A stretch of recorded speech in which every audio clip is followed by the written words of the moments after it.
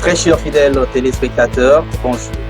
Nous sommes revenus sur ce plateau avec toujours notre ami, notre invité de luxe. Mon frère, bonjour. Bonjour. Votre présentation, s'il vous plaît. Moi, c'est M. Placide Onda. Je suis analyste politique. Voilà. Et en même temps, je suis conseiller politique de l'honorable Bernard Roche. Voilà. Analyste politique et conseiller politique de l'honorable Kosolo Kakao Batawa Chamwa. Voilà. Nous sommes très heureux de vous recevoir dans notre plateau la journée d'aujourd'hui. Merci. Voilà. En fait, nous avons deux questions préoccupantes.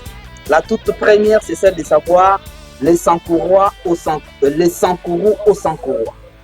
Les Sankourou au Sankourois, c'est une question, n'est-ce pas, qui surgit sur les lèvres des gens. Il y a certaines personnes qui disent que ne peut diriger les Sankourou qu'un Sankourois. Alors, un non originaire, un non Sankourois ne peut alors en aucune fois diriger les Sankourou. Ça, c'était la première question. Et la deuxième question, c'est celle de savoir le report des élections. Qu'est-ce que la population peut retenir? Parce que par moment, on se pose trop de questions, on ne sait pas quoi retenir là-dessus. Alors, Monsieur Placide Onda, vous avez les micros, vous pouvez nous expliquer d'abord la première question. C'était celle de savoir les Sankourois, les Sankourou aux Sankourois. Voilà. Merci beaucoup pour la parole. Je veux parler aux intellectuels, aux scientifiques, et je veux parler aussi à la population du Sankourou. Voilà. Et aux intellectuels, nous allons nous référer au texte, n'est-ce pas? Nous allons nous référer au texte. Notre constitution dit quoi? Donc, Congolais nyonso azana droit ya conduire nini droit naie partout dans l'étendue nationale. C'est-à-dire, ozala mutu wa Lusambu, ozala mutu wa Katanga, ozala mutu wa Goma, Kasai Central, Bandundu Congo Central, Équateur, ozana droit ya vivre partout. Ozali na droit ya kosala makambo nyonso partout. Sur l'espace national. Aussi l'étendue nationale. Oui. Voilà. Alors, Koloba étranger, c'est trop dit. Parce que Azoji, Nini, doit nyonso, Aza en règle avec la constitution. Oui. Alors, on a sepeli makasi qu'on soutenir candidat ya venant. Oyaza originaire de la province de Sankouroté. Ah bon? Oui, il a repéré ce exemple.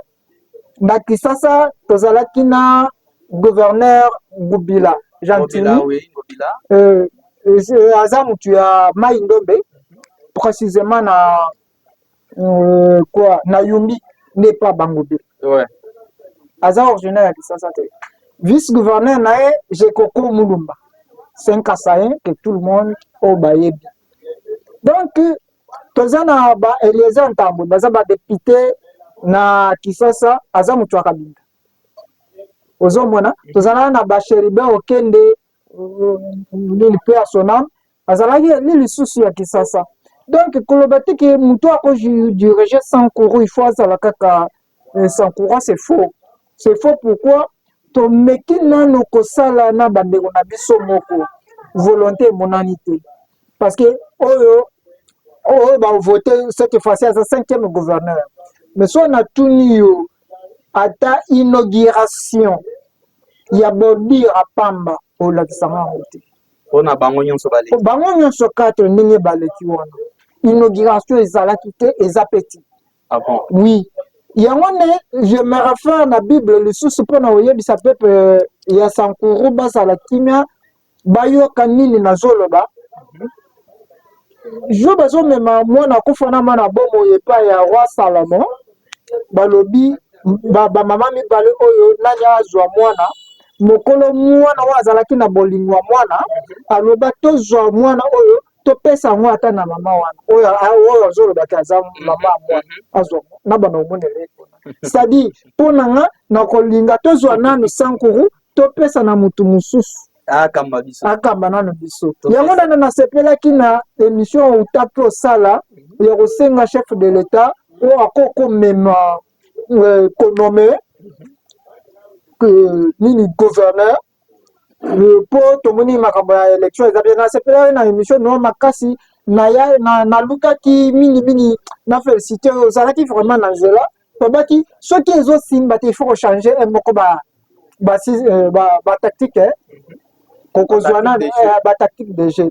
Deuxième exemple toza na 4 sénateurs sankourwa sauf moko oza aza originaire ya Kasai onini René Kala sikoyo évaluer esaleli ya mosala ya bango nyonso 4 omona ke bango nyonso wana différence ezali entre les autochtones et les venants. Alors, Monsieur Placide Onda, c'est vous qui parlez. Moi, je pense que accorder ou donner de la chance, n'est-ce pas, à un non originaire à Sankoro, à Kamba Sankoro, d'abord, ça constitue une honte et une humiliation pour les Sankorois. Parce que d'abord, au Sankoro, nous en avons Batanga, Batoya Boigna, Bazali. Alors dire que parce que Bamoussou va échouer, tous ou à Sankoro Nabiso, to Kaba et pas Moussou a dirigé Biso, Yoso Dijango, parce que c'est une honte pour les Sankoro. Merci. Et on ne peut pas céder à ça. On ne peut pas laisser les actes passés et engloutir l'espace futur Nabiso. On ne peut pas admettre ça quand même. Donc, il y a une logique aux hommes de Nabiso. Oui. Au lobby, tous en a intellectuels. Éprouver, c'est quoi? Nous avons des intellectuels, n'est-ce pas? On avait connu des ministres, et on avait connu des directeurs des cabinets des chefs de l'État. Originaire, il y a ça encore, n'est-ce pas?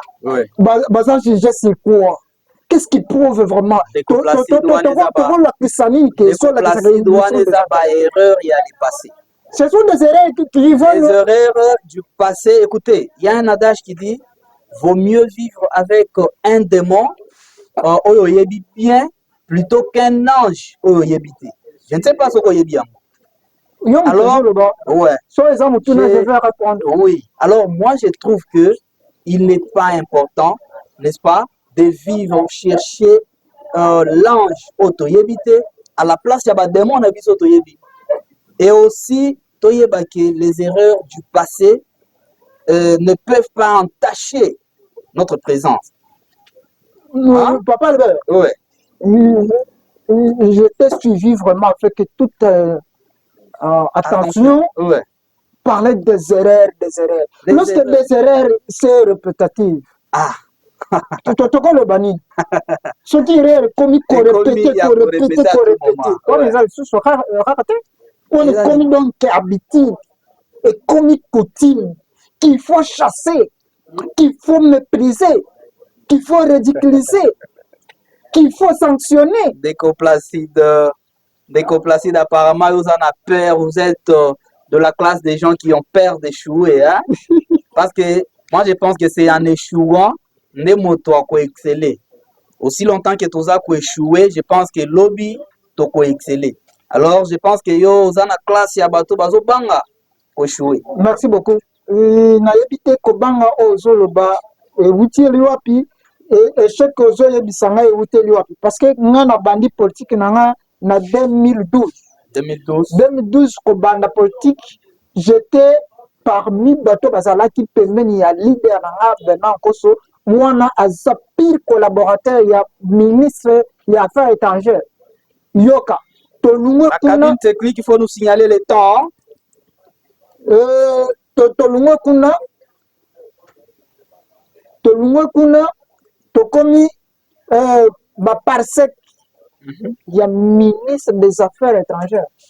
Tolunga kuna tokomi maire de la ville. Tolunga kuna tokomi député provincial. Tolunga kuna tokomi député national. Alors na bangana. Mais barre wana oya bato akala il faut tout sanctionner so tozotika ke to demere na to mesa na lorsque on s'habitue à faire des erreurs. Dans le super bureau, il faut cette fois-ci sanctionner le chef de l'État à titre de la mission. Nous vraiment Aza na capacité à rebondir sans cours parce que Tala qui est bandat to bandat. Sans cours et sa province parmi la province où il y a Souka. Où vraiment il y a Souka. Oui, il y a Souka. La projet sur la chef de l'État. Nos côtés et comme ça, Tala Makambo Banzele, Télémi. Makambo, il y a Ansa et Télémi. Ndeko Placide, Ouchotanga, toute une litanie à parcours, il y a yo, na mentor na yo, où il y a ça, honorable Bernard Kosolo Kakao. Oui. Je pense que Bino peut vous en akatiwana parce que vous avez déjà fait beaucoup. Mais apparemment, ton mentor se réserve na makambo msusu. Ah? Neti makambo ya gouvernorat. Oui. Boyebi que vous avez une expérience. Pourquoi il se réserve? Ça s'appelle silence coupable, hein? Parce que vous allez répondre. Aussi ici. Vous allez répondre, c'est là. Oui. C'est là vous allez répondre. Je disais, yo, na mentor na yo, vous êtes inclus dans l'échec wana. Parce que, au tangi la biso parcours, il y a mentor na yo, ndenge bobandati les fonctions assumées. Na Congo oyo, na Sankuru oyo. Mais jusque là, ton mentor a peur, où il se réserve, il garde silence, lié à cause de les défend. Hein? Donc vous êtes dedans. Vous êtes dedans. Aussi ici. Ah si si. Na quoi répondre? Papa Loba. Koloba ki tozo banga. To banga nini? To banga nani? Popo na nini? Toza inclus na nini? Na ba échec voilà. Échec tala ba poste biso tozo occupé. Tala makambo to sali. Na chaque parcours ya leader na nga. Atiki trace. Atiki trace. Et si to tanga soki to sala ngo meti ba to tanga ki ba bilo. Oh zo ba ke silence na ye aza inclus na échec. Na ye mi se que boye. On a Bernard Kososé l'école politique. L'école politique. Oui, à cette école politique. Donc il y a un seul la makamona que parti et le bible il y a ça la beauté. Il faut d'abord la politique, il faut la loyale, fidèle, honnête. Parti et le bible, toujours sélectionner des camarades de tel. Oh, n'est pas le bible bon. On est comme n'est pas le bible que non mais sélectionné. Na cité baba il y a se présenter na gouvernorat. Parti est boité. Et parti nous c'est la canaba règlement d'ordre intérieur. So il y a biso le bible que muto azana mandat à quoi possible le sous-souté. Zela na c'est police. Déjà point pas. Zela na expliqué bato bayoka otuni fo bato bayoka parti elobi mutu aza na mandat akopostule te na gouvernorat lider na nga lokola mutu atanga bien kilasi ya politique tamperi aza lokoso ya pouvoir te alingi asalela nde boka mais lokoso ya pouvoir nde azala nango te so balobi tika kotika volontairement eza teke aza intime na bayera ya ndenge bolingi botia ye na potopoto te so aza yoka na komo implore grâce oya libanda c'est que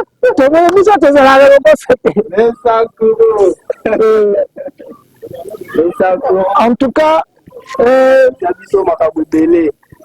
Ndeko Placide sans plus tarder tout en pour ça on répond de biso na deuxième tour na biso si vous pouvez réagir.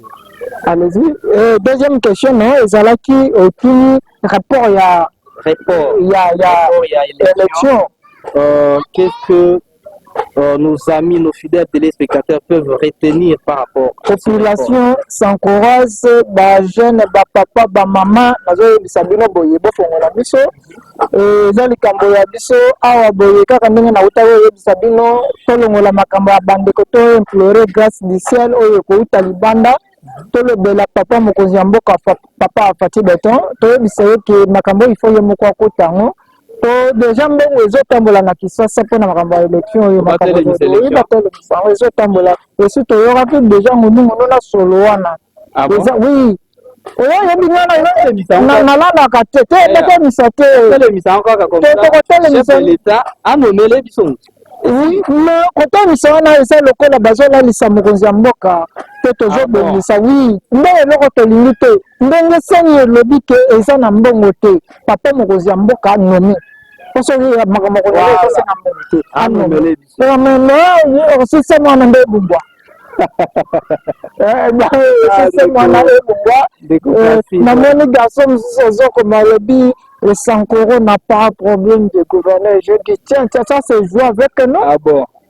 Un problème à gouverner. Gouverneur il y a tout à tolo. On a gouverné il y a 100 courants. On a ça la 100 courants, on a ça la boui boui. Mon côté. Voyez la biche. N'a pas député provincial basin. Nous avons tout noté Rosalana le gouvernement provincial. Rosalana assemblée provinciale na 100 courants. 100 courants ils ont mené ville au col à territoire. En tout cas, na Kasai oriental en tout cas, Ndeko Placide,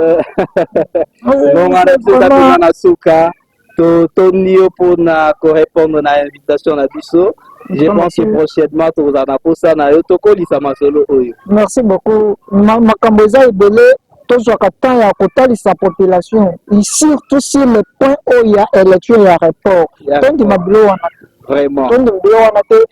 Soki bino boza pembeni ya mokonzi ya mboka bozosunga mokonzi ya mboka te na vision na ye ya kobomisa Congo vraiment cette fois-ci tokobela bino mokonzi akotia bino ya boloko parce que kala mingi te bauta mpe ofongola awa bake ya finance oui yozwaka mbongo ya koforme élection na Sankuru tata biso tozali te. Merci Ndeko Placide. Je pense que prochainement en tout cas, merci beaucoup. Merci beaucoup. Vraiment. Tata.